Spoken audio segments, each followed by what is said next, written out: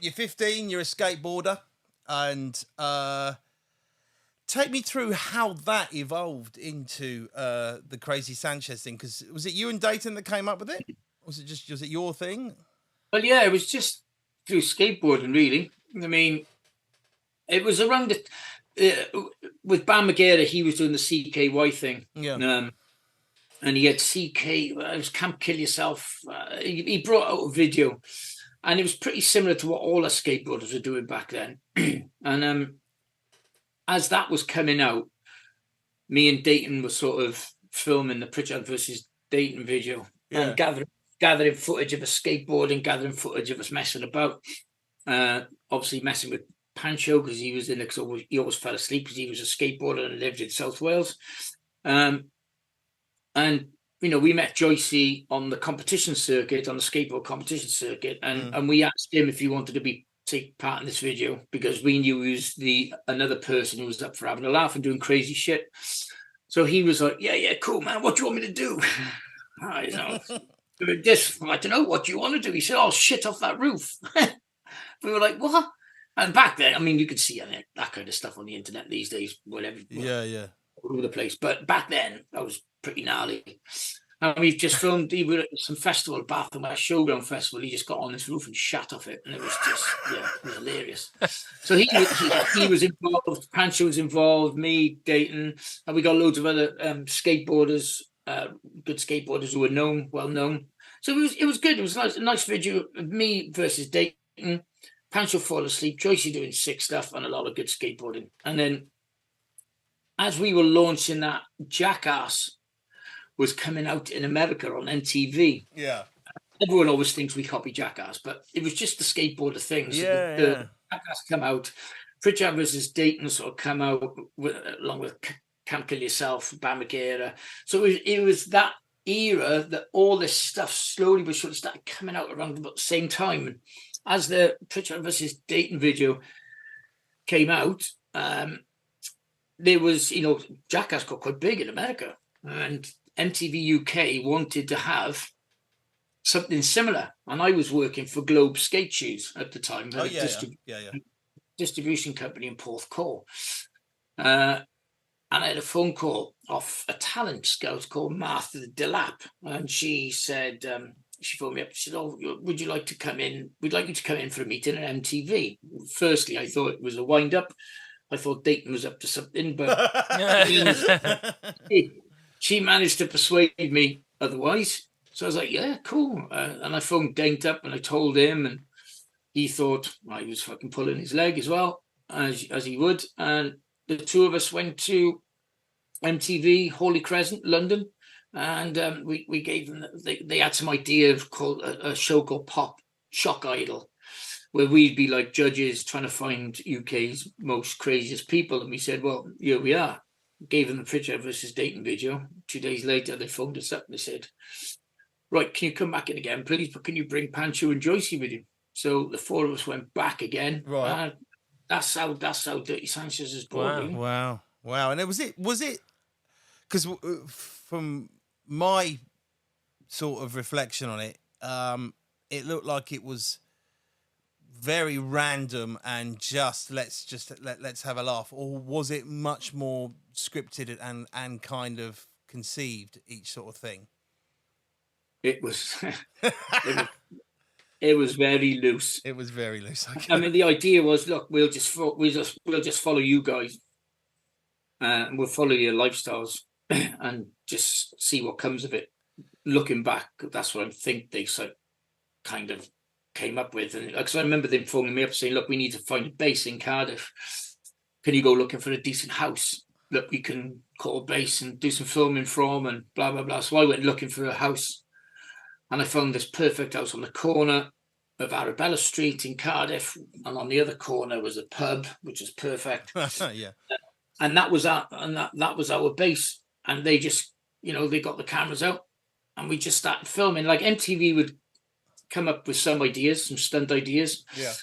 most of it was just spontaneous stuff that just happened off the back of what we were doing daily. Like somebody'd have an idea, oh, let's do this, or oh, let's. And then if the Sanchez rule was, if you came up with that idea, then you'd have to do it. And if it involved the four of us, then you'd have to do it first, and the rest would follow. And that was it really. And in the night times, we were just, we would. We were just normal working class people, and then our bank accounts got, we got some decent money, and so we were just getting wrecked, partying, and we were partying in a house non-stop, and we were getting footage. So any footage you see in a house, it's normally wrecked. Yeah, anything you see outside, we're normally sober apart from Pancho. Because I remember.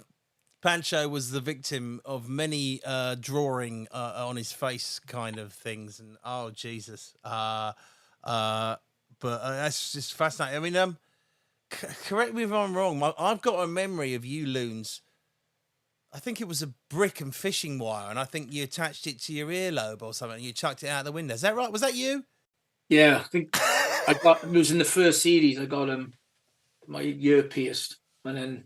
On the first time we ever did that, they pierced my ear with this rod of metal and bent. It wasn't a proper thing, a or anything. It was a bit of metal through it. We bent it over like a U shape, and then Dayton grabbed pliers, grabbed it, and went, and ripped it out. And it felt like he ripped my ear off at the time, and I was like, and it was just blood everywhere. And then that gave birth to the idea of the fishing rod and stuff, and me and Dayton used to go fishing for each other. I put a fish hook in his ear, he put a fish hook in my ear, we'd see who would snap first. I know. Issues. I have to say, Matt, we were quite fortunate this morning. We actually managed, because Nick wanted to get in the swing of the show, he was prepared to actually staple his scrotum to this very desk here. He was up for it this morning, but luckily we managed to stop him. But because we didn't actually have a small enough staple gun. But the question I'd like to ask is: was there at any time MTV said we will not film that? Though we aren't doing that. You can do it, but we aren't filming it. MTV wanted to film everything, right? But we had a health and safety officer because there's no way we would have got insurance, which was the big problem. Right. Yeah. So they said, "Well, yeah, we'll insure it." But as long as you have a health and safety officer. Now, the first health and safety officer we had, he didn't really give a shit, which was perfect. He lost his job. He lost his job in the end. But he didn't give a shit. So we just did whatever. And then MTV got the footage, and then they then decided whether they could actually put her on TV or not. But then, that health and safety officer, he was great. He used to come over because he was Scottish, and every time he used to fly in to come and do the health and safety for us, he'd fly over with a bag full of devil's dandruff, and off you went. MTV found out, and off he went, and then we got another one, and then of course Stephen O'Neill, who I'm still friends with today, and he's ace. Like, he sort of turned a blind eye, you know what I mean? He did his job, but he's just like, MTV be like, oh no, we got to film it, and he's like, what? Nothing to do with me. Matt, how many stunts do you think, or can you remember a stunt which went badly wrong, and what is your worst injury, do you think? I think we were doing Christmas specials for MTV, and then it got us over into London. We were doing various things, and one of them was Trivial Pursuit. Right. We played Trivial Pursuit, and whoever loses in Trivial Pursuit had to have a forfeit. And I lost, not being the sharpest tool in the box. And the forfeit was a drill, an electric drill, and we had to have a drill through there, and it came out. Yep, and then they had to rip it. But I was screaming, and ripping it out was awful. But it was so graphic that they couldn't use it in the end.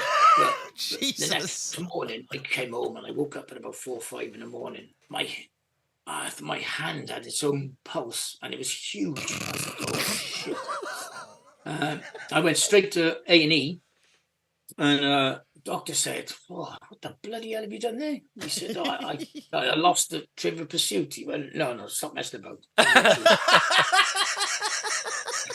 Said, no, I lost the Trivial Pursuit, and I had a forfeit. He just looked at me daft, and he just went, "Well, you've got sepsis.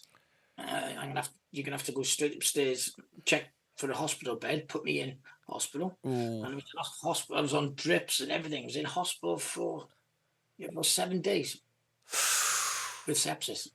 Wow. Well, that's drastic. So that was the injury. But was there any stunts that really went wrong? Like, you were going to jump out of or did something, or was that it? Well, I think the very first stunt that we did, if you remember the stunt when I was stood on top of the step ladder and Dayton drove the car into the step ladder. It took me, because the plan was for me he was going to go through, hit the step ladder, and I was going to land on my feet on the floor and go, "Dun-dun-dun." But that didn't happen. He took the ladder out. I ended up on the roof of the car and then flipped over and landed on my back and looked like I broke my neck. I absolutely shit myself, but I got away with it. So has there been any stunts that you've just said, I'm not doing that? No. I think we pretty much did it all. We just we just did it.